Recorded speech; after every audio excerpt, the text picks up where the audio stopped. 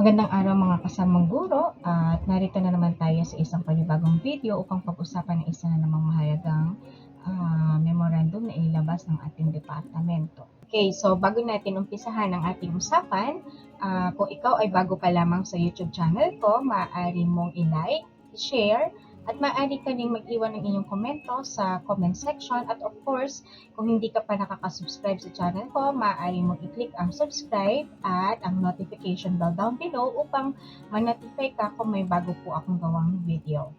Thank you. So, ito nga po yung tinatawag nating DepEd Memorandum number 14, Series of 2021 at pinamagatang Interim Guidelines on the Preparation, Submission, and Checking of School Forms for the School Year 2020 to 2021.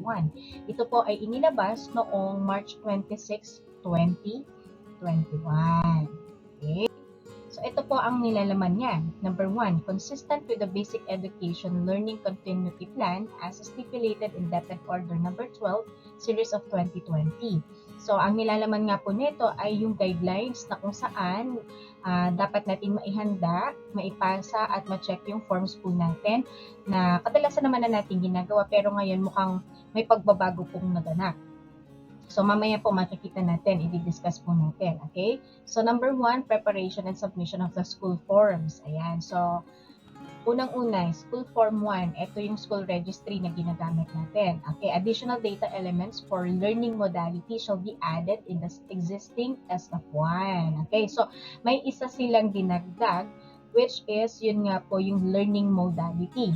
At the end of each quarter, okay, so yung age po ng ating mga learner dito ay dapat learners age by October 31, 2020. So kung dati-rati ay June, as of June ang kinocompute nating age, by this time ay as of October 31. Okay, so narito na tayo sa pangalawang form which is the SF2 or the school form 2 which is known as the daily attendance. Okay, so given the temporary suspension of face-to-face learning and with the implementation of different learning modalities, teachers and advisors may choose an applicable learning attendance conversion tool or the known as LACT.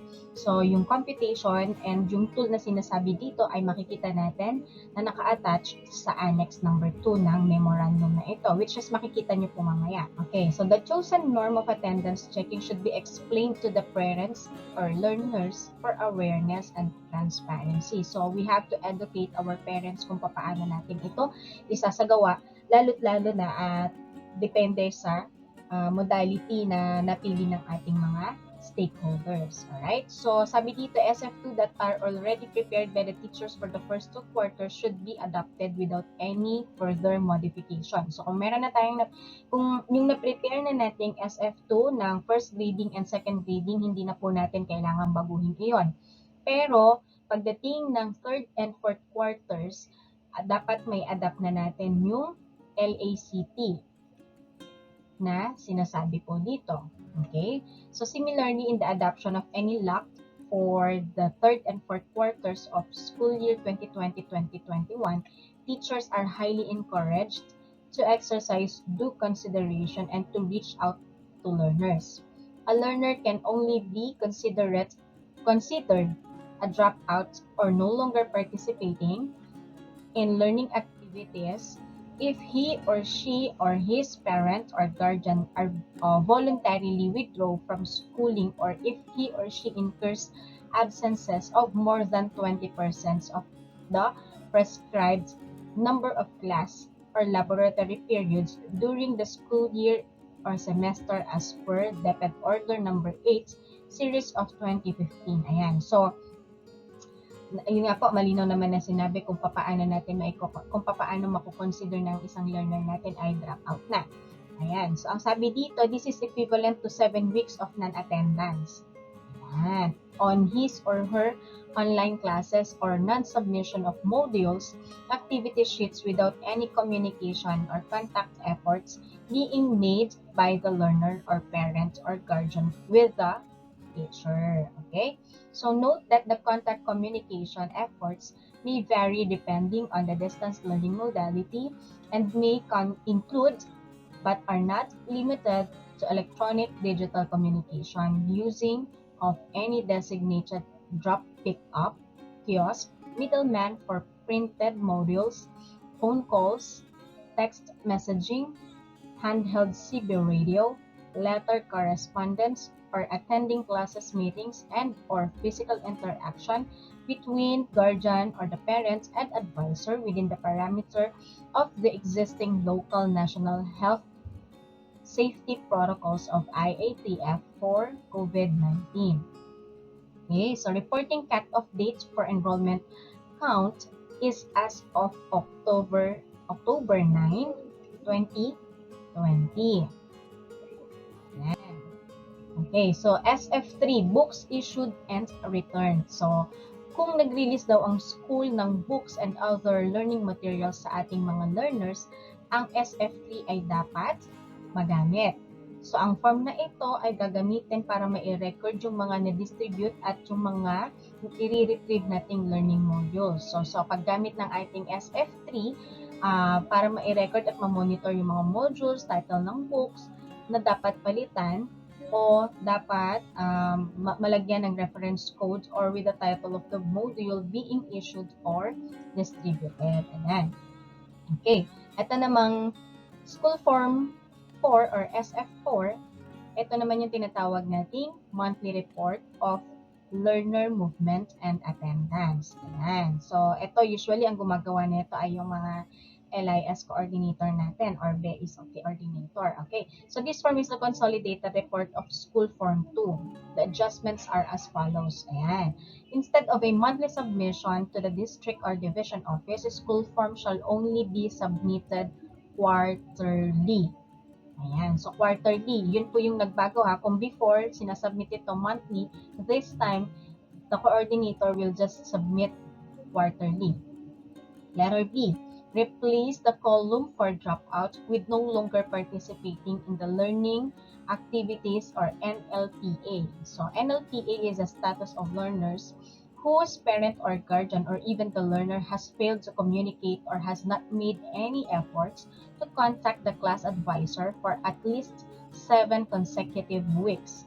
This status is also appropriate for learners who have expressed desire to stop participation in any learning activity.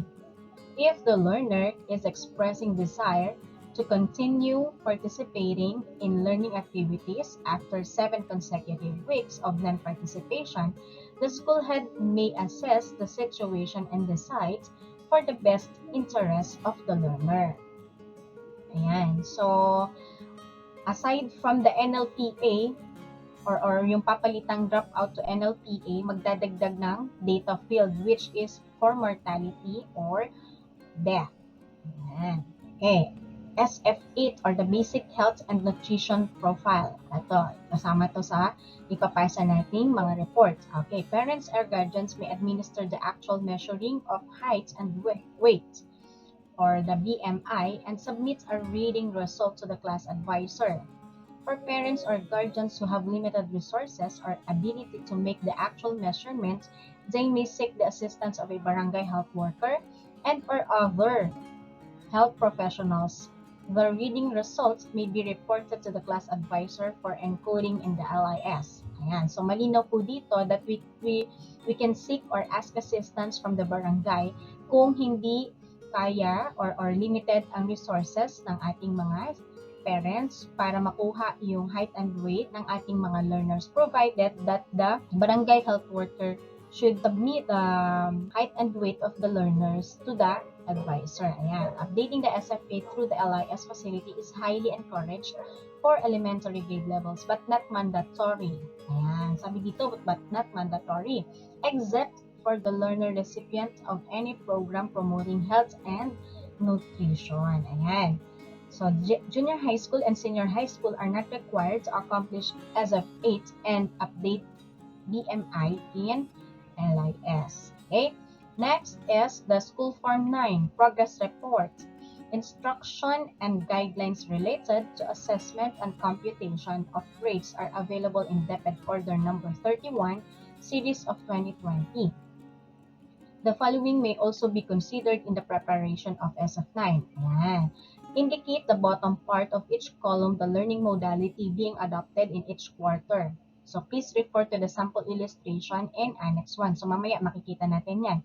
So magdadagdag tayo ng column and row kung saan makikita yung learning modality na napili ng ating learner per quarter. Okay? Letter B, the character traits and core values portions of SF9 are not required to be accomplished. Ayan. So, hindi daw siya required. Okay. School Form 10 or the permanent records. Ayan. SF10 shall be prepared at the end of the school year. The department shall also issue further instruction in accomplishing the said form. Nevertheless, for grades 5 and 6 who are still using Form 137, instructions for SF9 character traits and core values shall be applied. Okay, so punta na tayo sa letter B. This is the checking of school forms. So, ito yung kadalasan na nating ginagawa talaga, yung checking of forms at the end of the school year. So, sabi dito, to minimize physical contact between individuals and thereby to reduce the possibility of COVID-19 transmission, the process of checking of forms shall be simplified. So, pasisimplahin na lang daw. Ayan. The division level checking of school forms which is being conducted by the Division Checking Committee as stipulated in Section 5, paragraphs A1, B2, and C2 of DepEd Order number 11, Series of 2018 is hereby suspended. Ayan. So, suspended daw po yung binabanggit natin na memo na yan. Kasi nga, pasisimplihin natin yung proseso ng pag-check ng forms. Okay, next. The annual checking of school forms shall only be done at the school level. So, school level na lang daw. So, dapat dito, maayos yung ating school checking committee. The school level checking may be conducted through online and or on-site provided that health and safety protocols are being observed. So, meron tayong dalawang option. Depende na rin sa ating sa sitwasyon ng regions natin and na cities natin. Basta kung magkakaroon ng face-to-face ay sumusunod tayo sa protocols ng health and safety precaution ng binigay ng IATF. The result of the checking forms initiated by the school checking committee is deemed final and can be used by the school to complete its submission in the LIS. Okay? Number 3. The department shall issue further instructions in accomplishing School Form 5, Report on Promotion and Level of Proficiency, and School Form 6, Summarized Reports on Promotion and Level of Proficiency at the end of school year. So, hintayin na lamang natin yung para sa School Form 5 and School Form 6. Number 4, the adjustment made will be posted in and can be accessed through the Learner's Information System or the LIS, shall be incorporated in the school forms for school year 2020 and 2021 in all public and private schools as well as state and local colleges and universities offering basic education. The regional schools division offices and even schools are highly discouraged to introduce localized forms that only duplicate data in these nationally issued forms. Ayan. So, sinasabi dito, dinidiscourage daw yung pag-produce ng localized form. So, dapat kung ano yung binigay nilang form, yun yung gagamitin natin. Lalo na kung same lang naman yung data na hinihingi sa atin. Okay. Number 5, this memorandum shall only be applicable for school year 2020 to 2021 unless otherwise extended. So, with this, mag-aantay tayo ng panibagong memo kung i-extend ba itong memo na ito on the next school year.